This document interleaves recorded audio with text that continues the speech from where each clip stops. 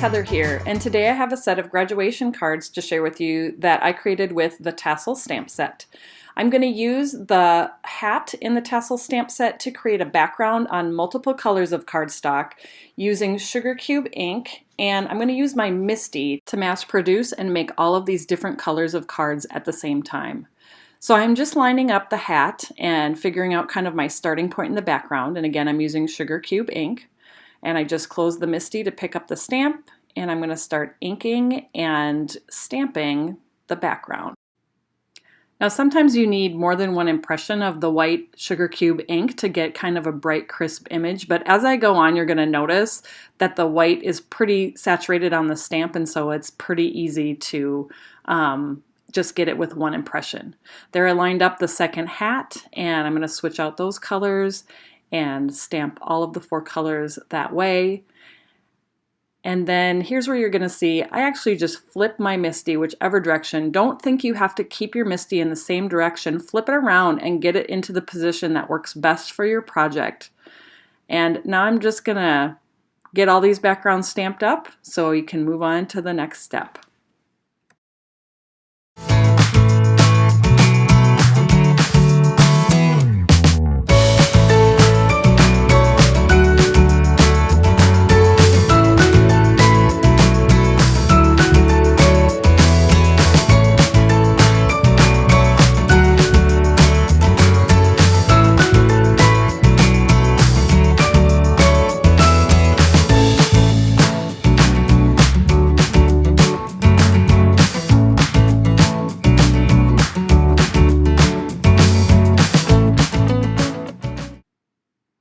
Alright, there you can see I've got all 4 of these different colored backgrounds stamped with the sugar cube ink. That's the best thing about sugar cube ink, is it will coordinate with all of these different colors of cardstock, so it's going to make making more than one color really easy.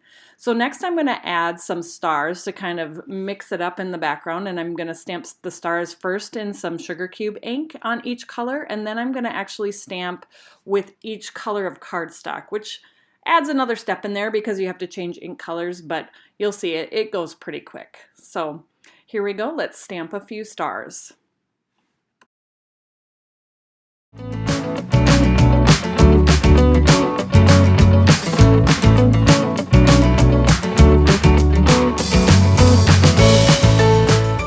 Alright, like I mentioned, I'm going to stamp on each color of cardstock with the coordinating ink and do a few more stars just to add a little bit more interest to that background. I could have just left it with just the graduation caps, but adding the stars and doing them in just a few colors, it takes just a little bit longer and adds just more texture and depth to your project.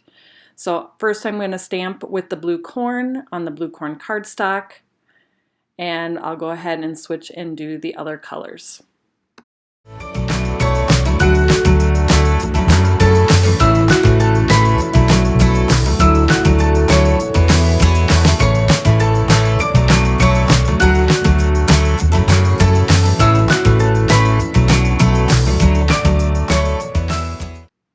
Here's a look at all of those backgrounds with the graduation caps and stars. So next I'm going to add a few paint splatters. This is something I like to do on my projects, and to do that I'm just going to press the ink pad right onto an acrylic block, and I'll use a paintbrush to pick up the ink color and then just tap it on my finger to add the splatters to my project.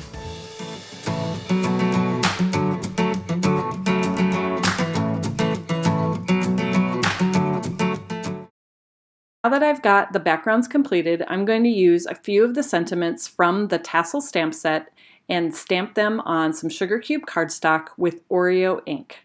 And I'm straightening it out on my MISTI, but I'm actually die cutting these out, so I didn't need to totally worry about how perfectly straight they were. I'm going to ink them up with the Oreo ink and then flip the lid of the MISTI to stamp them on the sugar cube cardstock. And I do a second impression just to get just a more bold, crisp image with that black ink. One of the many benefits of the MISTI is being able to stamp something more than once to just get a little bit more punch in that color. Next, I'm going to die cut out the sentiments with one of the stitched banner stacklets dies, and I'm turning it so that it's more of a vertical versus horizontal format on my card. And the sentiments from the tassel stamp set just happen to fit right in the width of this particular size of banner. So I just secured it with a little bit of washi tape, and I'm going to send it through my die cut machine.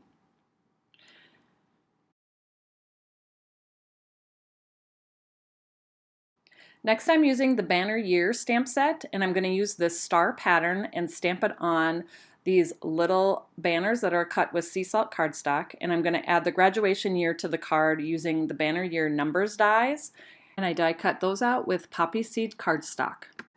So I'm just picking the star pattern up on a acrylic block, and I'm going to stamp the stars onto the sea salt banners with sugar cube ink. It's going to be a really subtle little pattern, but just enough to add just that extra little something to your card.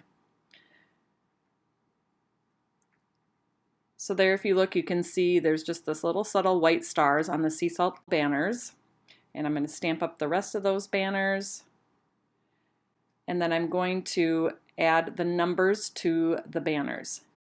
Before I die cut the numbers out from the poppy seed cardstock, I put Stick It, the double-sided adhesive, onto the back. This is my favorite way to get adhesive on tiny die cuts like this, and then I don't have to worry about using glue or anything messy like that when I'm sticking them down on my project.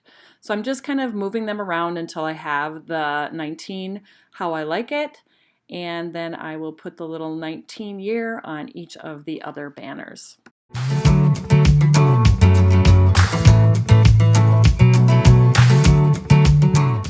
All right, we've got all the pieces of the card all put together, and now we're going to assemble everything for the completed card.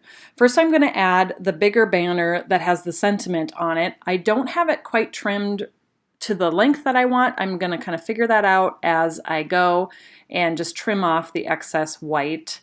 And so I think I have about right there, about what I want. And I'm going to get it lined up. And then once I have it lined up, I'm just going to use a scissor to trim that extra length off of the top of the banner. I like to turn the card over. It gives me a better line to follow when I cut with my scissors. So once I have that banner cut, then I'm going to add the little banner right where I want it at the top of the card.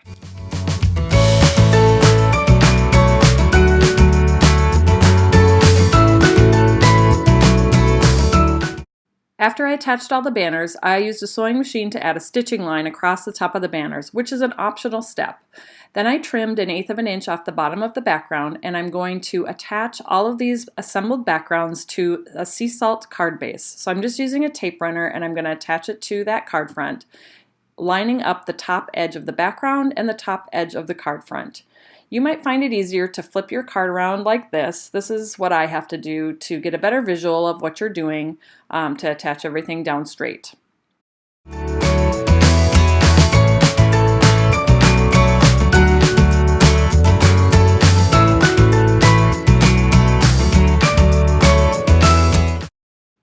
One final step to my project is that I'm going to add a few silver stars to embellish my cards.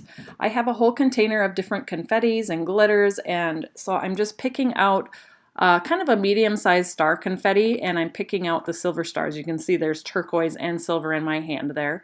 So I'm picking out like 3 silver stars for each card front and kind of figuring out where I want to put them on the card, and then I'll count out the stars that I need. And then I'm using a multi-matte medium glue to attach the star confettis down to the card front. And I'll do that to each card.